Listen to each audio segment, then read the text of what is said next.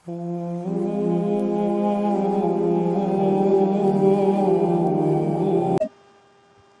Number 80 के अंदर अल्लाह सुब्हानहू व तआला इरशाद फरमाता है वला यामुरकुम अन तत्तखिजुल मलाइका, और ना वो तुम्हें हुक्म देते हैं कि बनाओ तुम फरिश्तों को वन नबीजीना और नबियों को अरबाबा रब, और तुम्हें हुक्म नहीं देते कि तुम फरिश्तों को रब बना लो, फरिश्तों को खुदा बना लो, अंबिया को खुदा बना लो। अयामुरुकुम बिल कुफ्र, क्या वो तुम्हें कुफ्र का हुक्म देंगे बाद इज अंतुम मुस्लिमून, बाद इसकी जब तुम मुसलमान हो। यानी वो तुम्हें कैसे कुफ्र का हुक्म देंगे, वो कैसे तुम्हें कहेंगे कि तुम फरिश्तों को खुदा बना लो, तुम नबियों को खुदा बना लो, कि जब तक तुम मोमिन हो, मोमिन के बाद ये पॉसिबल ही नहीं है कि तुम्हारे ईमान के बाद तुम्हें कुफ्र की तरफ लेके जाएं। क्योंकि अंबिया की जिम्मेदारी क्या है कि लोगों को कुफ्र से ईमान की तरफ लेके आना, और ये कैसे पॉसिबल है, कैसे मुमकिन है कि वो तुम्हें ईमान से कुफ्र की तरफ लेके जाएं। तो इससे जो अगली आयत है, आयत नंबर 81, इस आयत नंबर 81 के अंदर अल्लाह सुब्हानहू व तआला इरशाद फरमाता है वइज़ अख़ज़ल्लाहु मीसाक़न नबिय्यीन, और जब अल्लाह ने अंबिया से वादा लिया, लमा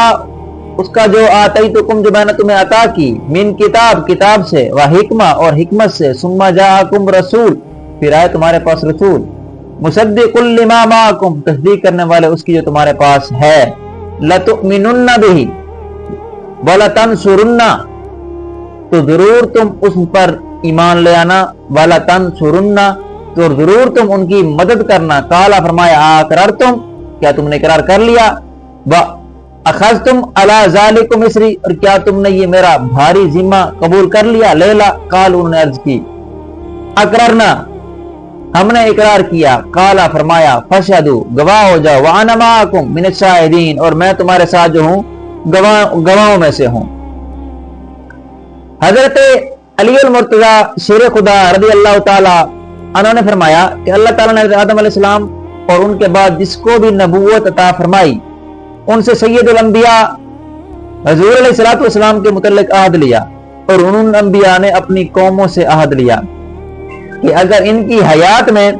हुजूर अलैहिस्सलातु वस्सलाम मबूस हों तो आप पर ईमान लाएं और आपकी मदद नुसरत करें। इससे साबित हुआ कि हुजूर अलैहिस्सलातु वस्सलाम तमाम अंबिया कराम में से सबसे अफजल हैं।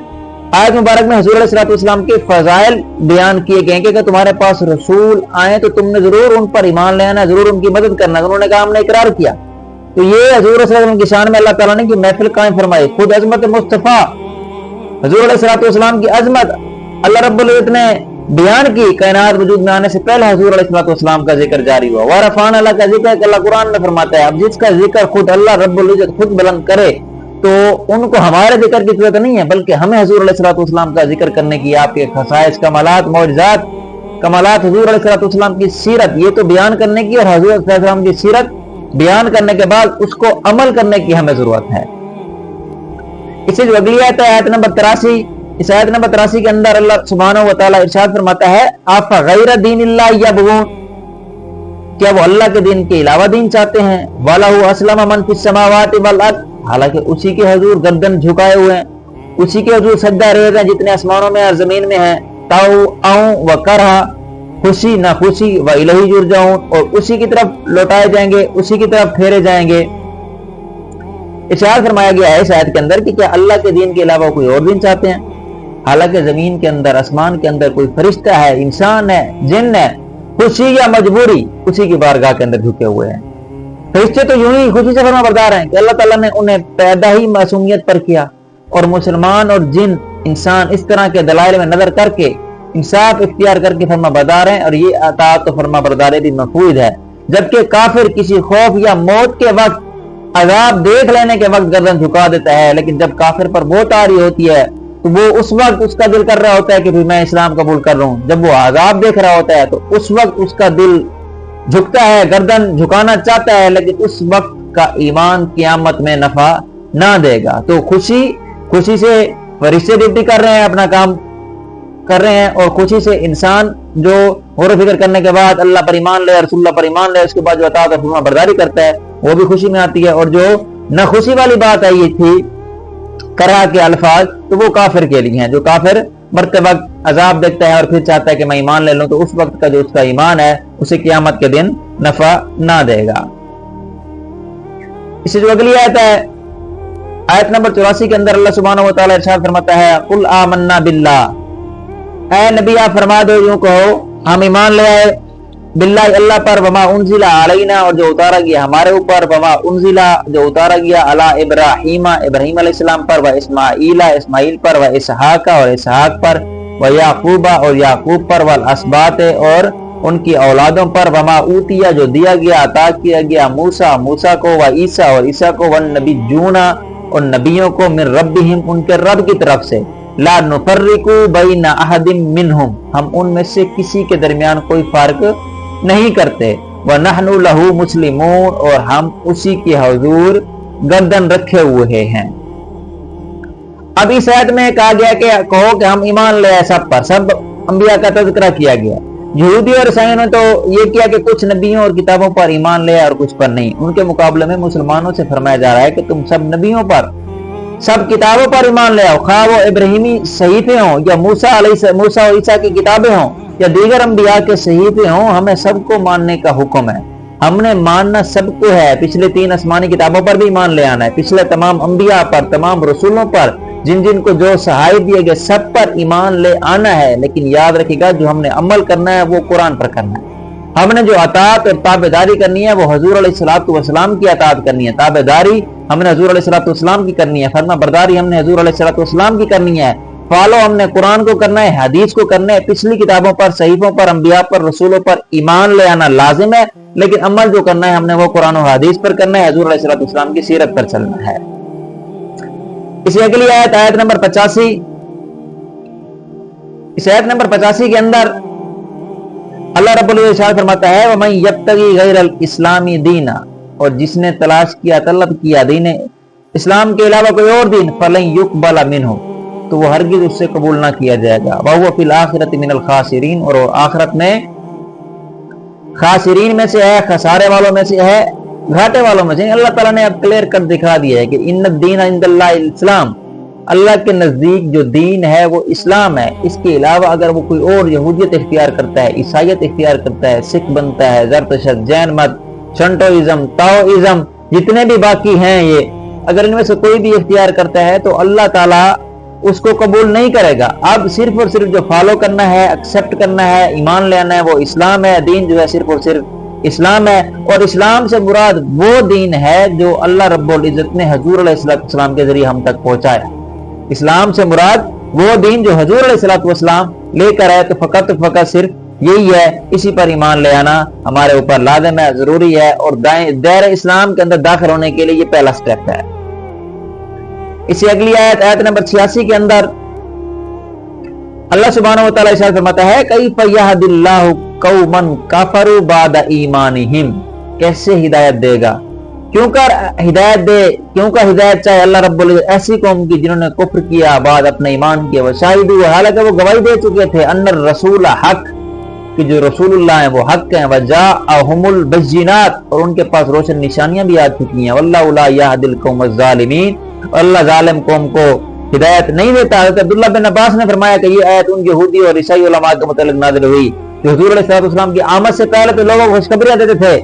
کہ تاجدار انبیاء کے طفیل سے دعائیں کرتے تھے، لیکن حضور علیہ السلام کی تشریف آوری کے بعد اپنے مفادات کی وجہ سے اور حسد کی وجہ سے حضور علیہ السلام کے مخالف ہو گئے، تو اللہ تعالیٰ نے فرمایا کہ اللہ تعالیٰ فرماتا ہے کہ اللہ تعالیٰ کیوں کر ہدایت دے گا انہیں جنہوں نے ایمان کے بعد کفر اختیار کیا۔ یعنی پہلے تو وہ ایمان پر تھے، تورات کو مانتے تھے، زبور کو مانتے تھے، انجیل کو مانتے تھے، ایمان پر تھے، اللہ کو مانتے تھے، نبی کو مانتے تھے، لیکن لوگوں کو بتاتے تھے کہ ایک آخری پیغمبر آنا ہے، ان کی خصائص کا ملال بتاتے تھے، لیکن جب حضور علیہ السلام تشریف لے آئے پھر آپ کے وہ مخالف ہو گئے، اور یہ حسد کی وجہ سے تھا، بغض کی وجہ سے تھا۔ یاد رکھے گا کہ یہ ایسا حسد بعض اوقات کفر تک پہنچا دیتا ہے۔ اب انہوں نے جو حضور علیہ السلام کی مخالفت کی، جو مخالف ہوئے آپ کے، وہ صرف اپنے مفادات کی وجہ سے اور حسد کی وجہ سے ہوئے۔ اسے جو اگلی آیت ہے، آیت نمبر 87 کے اندر اللہ سبحانہ و تعالیٰ ارشاد فرماتا ہے اولئک جزاؤہم ان علیہم لعنت اللہ والملائکۃ والناس اجمعین، یہی وہ لوگ ہیں جو بدلہ ان کا کیا ہے کہ ان پر اللہ کی لعنت ہے، ان پر فرشتوں کی لعنت ہے، ان پر تمام لوگوں کی لعنت ہے۔ یعنی جنہوں نے حضور صلی اللہ علیہ وسلم کی مخالفت کی، آپ کے خصائص کو، کمالات کو چھپایا، تو یہ سارے لعنتی ہیں، اللہ کی بھی لعنت ہے ان پر، لوگ فرشتوں کی بھی ہے اور باقی تمام لوگوں کی بھی ہے۔ اگلی آیت نمبر 88 میں اللہ فرماتا ہے خالدین فیہا، ہمیشہ ہمیشہ اس کے اندر رہیں گے، لا یخفف عنہم العذاب، ان سے عذاب ہلکا نہ کیا جائے گا، ولا ہم ینظرون، اور نہ ہی انہیں مہلت دی جائے گی۔ یہ جو لوگ ہیں یہ جنہوں نے حضور علیہ السلام کی مخالف ہوئے، حضور علیہ السلام کی مخالفت میں انہوں نے جو آپ کے فضائل خصائص کمالات کو چھپایا، تو یہی ہمیشہ ہمیشہ جہنمی میں ہیں۔ اس سے اگلی آیت نمبر 89 میں ہے الا الذین تابوا، مگر جو توبہ طائب ہوئے، من بعد ذالک، الا الذین، مگر وہ جو تابوا توبہ طائب ہوئے، من بعد ذالک، اس کے بعد، وَأَصْلَحُوا، اور انہوں نے اصلاح کر لی، اپنے آپ کو سنبھال لیا، فَإِنَّ اللَّهَ غَفُورٌ رَحِيمٌ، بے شک اللہ تعالیٰ بخشنے والا مہربان ہے۔ یعنی غلطی ہو گئی، توبہ کر لی،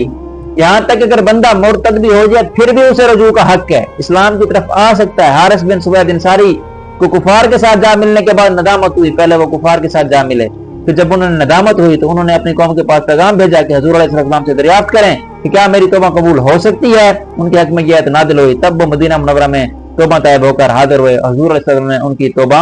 قبول فرمائی۔ یاد رہے کہ توبہ ہر گناہ سے مقبول ہے، حتیٰ کہ ارتداد سے بھی۔ ارتداد کہتے ہیں دین اسلام قبول کر کے اسلام کو چھوڑ دینا، مرتد ہونے کا مطلب ہے کہ اسلام کو چھوڑ کر کفر اختیار کرنا، ارتداد کے بعد بھی توبہ قبول ہے۔ اس سے جو اگلی آیت نمبر 90 میں اللہ رب العزت ارشاد فرماتا ہے ان الذین کفروا، بے شک جنہوں نے کفر کیا، بعد ایمانہم، بعد اپنے ایمان کے، ثم ازدادوا، پھر وہ بڑے، کفرن، کفر کے اندر، لن تقبل توبتہم،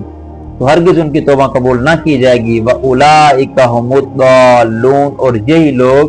بہکے ہوئے ہیں، یہی لوگ گمراہ ہیں۔ یعنی یہ کہ انہوں نے کفر کیا، پھر کفر کے اندر شدت اختیار کر لی۔ جس طرح ایمان کے اندر مراتب ہیں کہ بعض بندے کا ایمان ہوتا ہے لیکن ایمان لانے کے بعد اس کے اندر عمل کم ہوتا ہے تو اس کا ایمان کا مرتبہ کم ہوتا ہے۔ جس طرح فضیلت کا جو معیار بیان کیا گیا، ان اکرمکم عند اللہ اتقاکم، تم میں سے زیادہ متقی، عزت والا وہ ہے جو زیادہ متقی اور پرہیزگار ہے۔ تو ایمان کے مراتب ہے، جس کا جتنا تقویٰ زیادہ ہوگا اس کے اندر اتنا ایمان زیادہ ہوگا، ایمان کی شدت زیادہ ہوگی۔ اس طرح کفر کے بھی مراتب ہیں، کفر کے اندر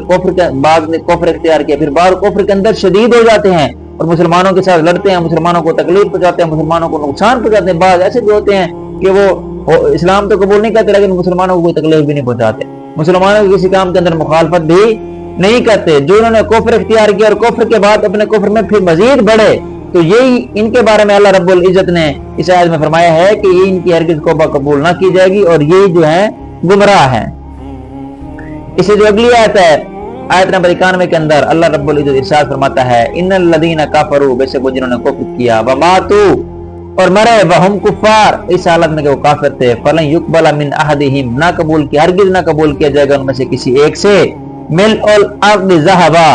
زمین بھر سونا، والا وفتدی بہ، اگر اپنی خلاصی کے لیے، اپنی جان چھڑانے کے لیے دیں، اولئک لہم عذاب علیم، یہی ہے ان کے لیے دردناک عذاب ہے، وما لہم من ناصرین، اور ان کے لیے کوئی مددگار نہیں ہے۔ یعنی جو بندہ کفر پر مرے،